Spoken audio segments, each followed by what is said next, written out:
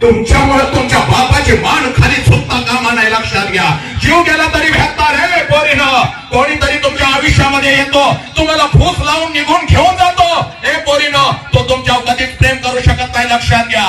जो पोरगा तुमच्या आई वडिलाला पायाखाली घ्यायला लावतो आणि तुम्हाला घरातून घेऊन जातो, तो पोरगा तुमच्यावर कधीच प्रेम करू शकत नाही, कधीच प्रेम करू शकत नाही. पोरीनं, वेड्या झाला का काय? अरे तुमच्या देहाचे 30-30 तुकडे केले जात आहेत, ते तुकडे कुत्र्या मांजराला घातले जात आहेत.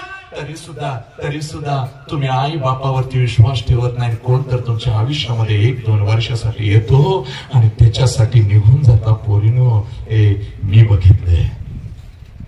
ऐका, पोलीस स्टेशनला ना तुझा वाघासारखा बाप असा उभा असतो, असा उभा असतो.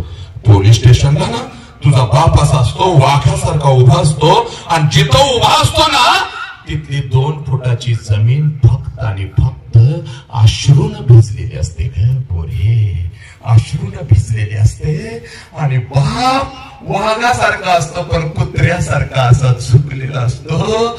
आणि पोलिसांना सांगत असतो, साहेब माझ्या पोरगीला शोधून काढा, साहेब माझ्या पोरगीला शोधून काढा, साहेब कुठे गेले पोरगी मला माहिती नाही, साहेब 2 दिवस घरी आले नाही, पप्पा पप्पा हा शब्द कानावरती पडत नाही. काय कमी केलं होतं मी पोरगीला? माझी पोरगी काय केली साहेब? शोधा साहेब, अन्नाचा कण पोटात नाही माझ्या, साहेब साहेब ऐका साहेब, पोरगीला शोधा साहेब, पोरगीला शोधा साहेब.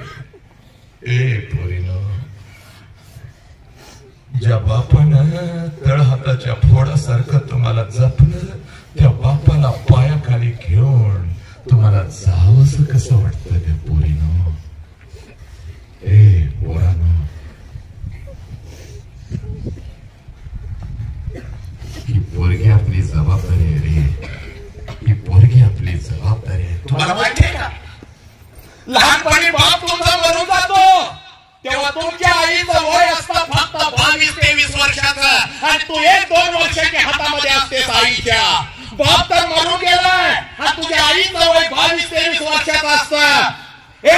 समाज सगळा तुझ्या आईकडे बघत असतो, लांडग्यासारखा बघत असतो, तिचा उपभोग घेण्यासाठी प्रयत्न करत असतो. पण त्या सगळ्यांना दादा मामा म्हणत तुझी आई तुला मोठं करते. तुझ्यासाठी बाप पण होते, तुझ्यासाठी आई पण होते.